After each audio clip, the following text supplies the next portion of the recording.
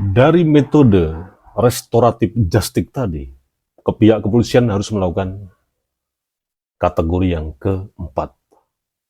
Artinya apa? Tersangka Wahyu Dwi Nugroho sudah melakukan restorasi bagaimana mengembalikan lagi keadaan yang semula. Postingan yang ada di akun TikToknya sudah dihapus dan Wahyu Dwi Nugroho sudah melakukan tanda tangan pernyataan permintaan maafan di atas meterai. Tapi kenapa? Pihak yayasan masih bebal. Pihak yayasan masih budek. Apalagi pimpinan yayasan tersebut ternyata punya jejak digital yang sangat memuakkan. Wahyu Dwi Nugroho, seorang pengusaha kecil warung sembako, menjadi tersangka karena terkena undang-undang IT dan sekarang sudah menjalani persidangan. Tapi sebelumnya Wahyu Nugroho sudah menempuh jalur mediasi. Yang menjadi dasar dia tersangka adalah karena unggahan konten di akun TikToknya. Segala cara ditempuh agar mediasi itu berjalan damai, tapi tetap mengalami jalan buntu dan akhirnya Wahyu Dwi Nugroho menjadi tersangka. Publik masih bertanya-tanya, konten yang diposting oleh Wahyu Dwi Nugroho ini seperti apa sih? Karena itu yang menjadi dasar pihak kepolisian menyeret Wahyu Dwi Nugroho menjadi tersangka ujaran kebencian. Kita lihat videonya.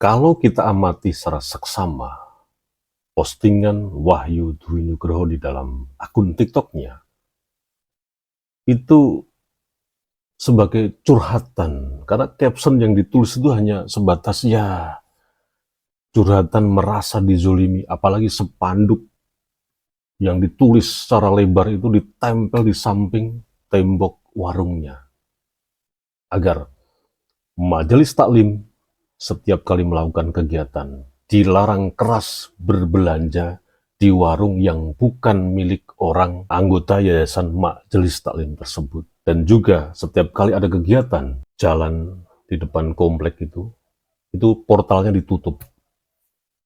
Dan wajarlah sebagai seorang pengusaha eceran, ini kan satu tindakan kriminalisasi, satu tindakan arogan, satu tindakan yang dengan sengaja secara langsung menyumbat rezeki orang. Dan ini dilakukan oleh majelis taklim yang di dalamnya tentu saja kita tahu bersama sebuah kegiatan ibadah. Dan yang mengherankan lagi, Wahyu Dwi Nugroho sudah meminta maaf, sudah melakukan upaya daya dan segala macam agar dimaafkan, karena curhatannya itu mungkin dirasa berlebih-lebihan. Dan kalau kita lihat bersama, itu kan hanya curhatan, bukan satu hate speech yang menyerang subjek tertentu atau lembaga tertentu sebagai sebuah penghinaan. Di mana, coba kita lihat, di mana unsur pidananya yang itu masuk kategori undang-undang IT yang sebagai pencemaran nama baik, sebagai penghinaan dan lain sebagainya. Di mana?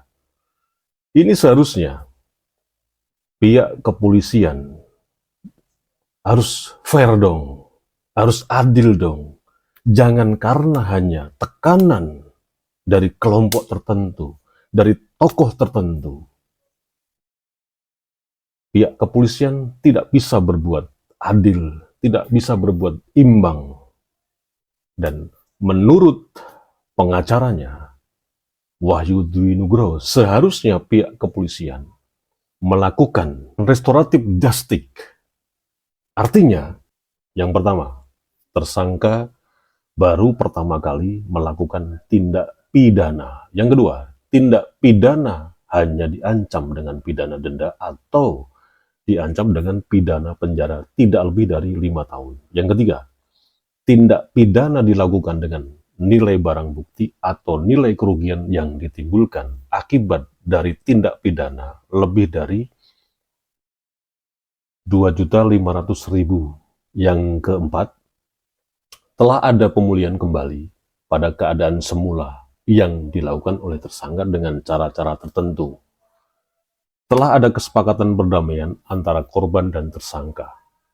Dan yang terakhir, masyarakat merespon positif.